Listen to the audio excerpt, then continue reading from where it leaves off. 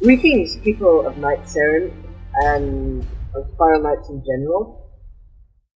Today we are going to be finishing the missions and hopefully by the end of this, taking a Sprite. So, I am going to.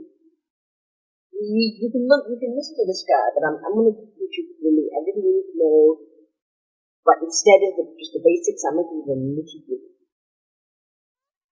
Go to the bazaar.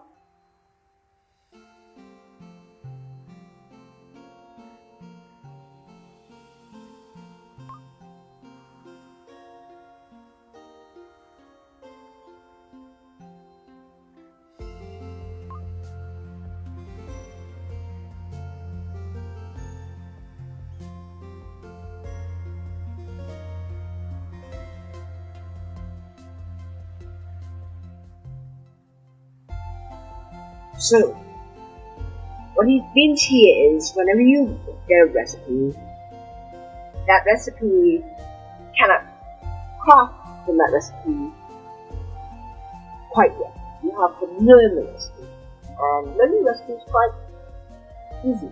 All you have to do is look at the find the recipe in your inventory, right click on it, and just learn. That's it. Once you do that, it'll be in the alchemy machine in the list of craftables. However, you cannot sell this recipe, you cannot trade the recipe, which is, you can't put it on the auction house, you can't put it in the guild treasury. It's there, it's stuck in the alchemy machine.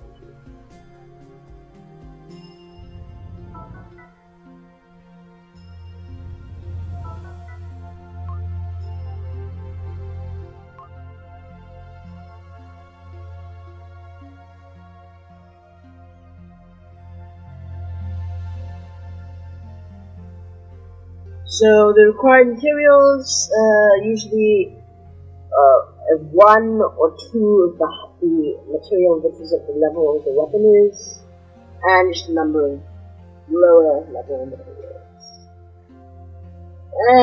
That shouldn't be the highest concern. The materials, they're quite easy to get. But the orbs of alchemy, there isn't.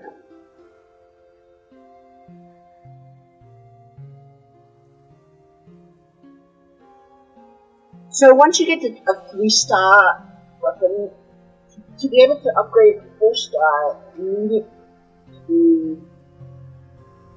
be at level 5. And for 4-star, to be able to craft 5-star, you need to be at level 10, which is the highest you can get.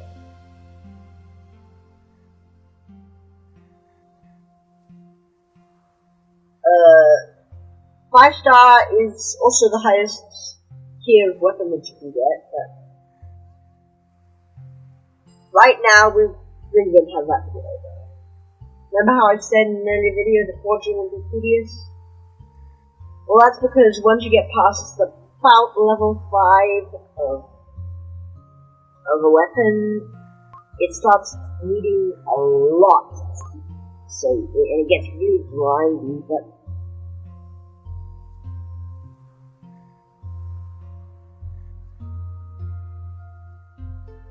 unique variants. Those, just as we talked about it with Punch and Rise, they add, I think it's actually, I don't know who does it, but one of those experiments that gives you unique variants, just makes your weapons, gives them like damage bonuses on certain monsters, makes them faster in a certain way.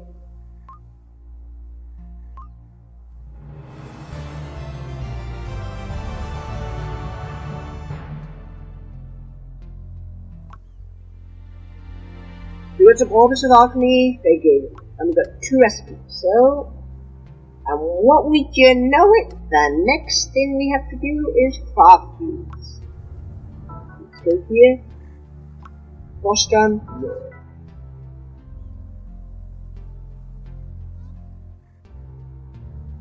You can also craft fire crystals, which are the things that you remember, those are the things that allow you to level up.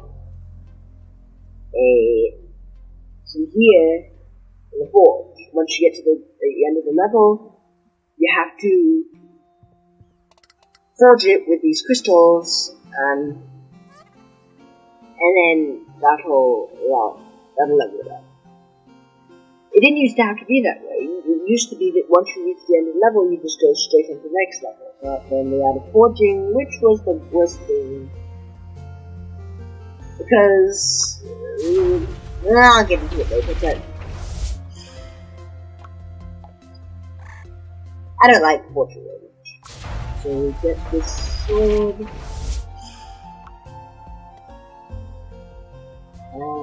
We get this gun.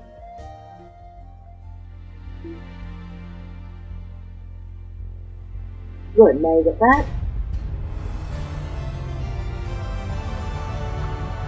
And we complete the mission. Ooh. Now we got this mission where you pick the Sprite.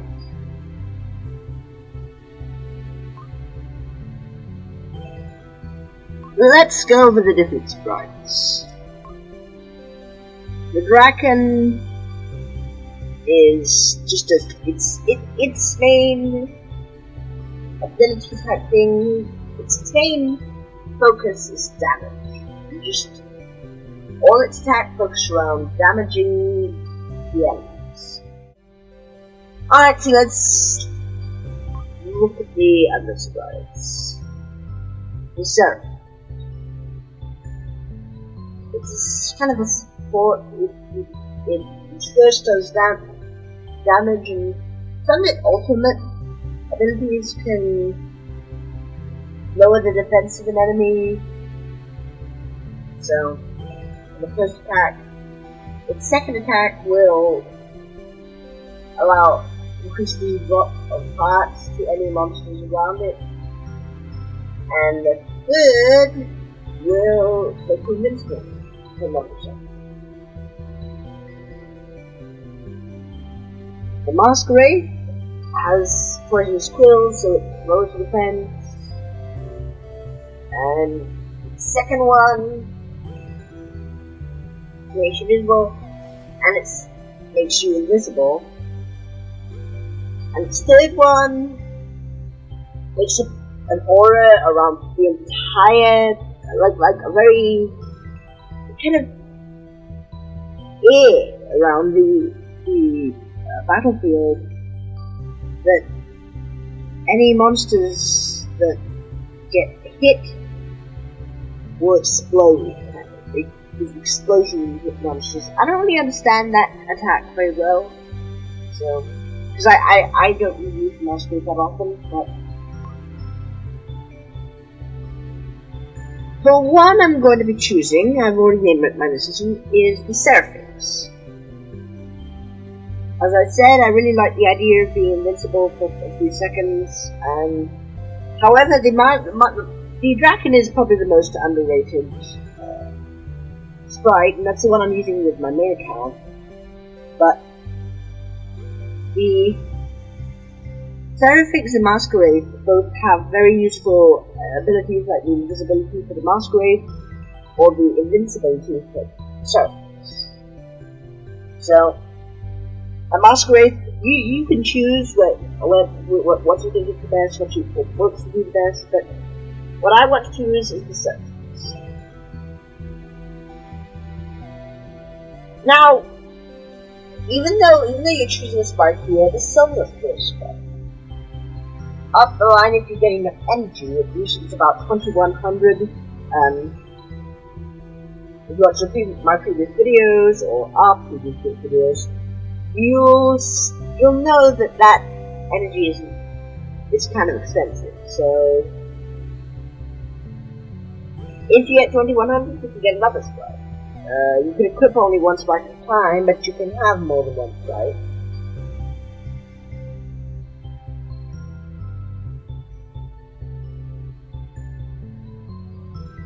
You can always get one. You can get one of each. In my main account I have one of each, but the one I'm too lazy to level both my Masquerade and my Seraphix, so I choose my high level Draken.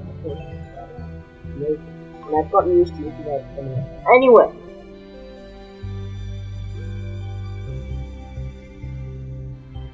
The surface.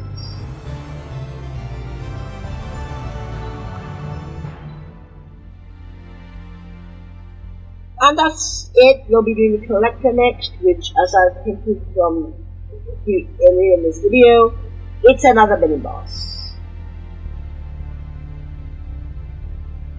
In fact, I'd go even as far as to say it's a boss, but the only reason I wouldn't say it's a boss is that it isn't found in the arcade. So that's what we'll be doing next time, and please go check out other videos. I made a lot of references to them in this one, and we'll see you in the next one.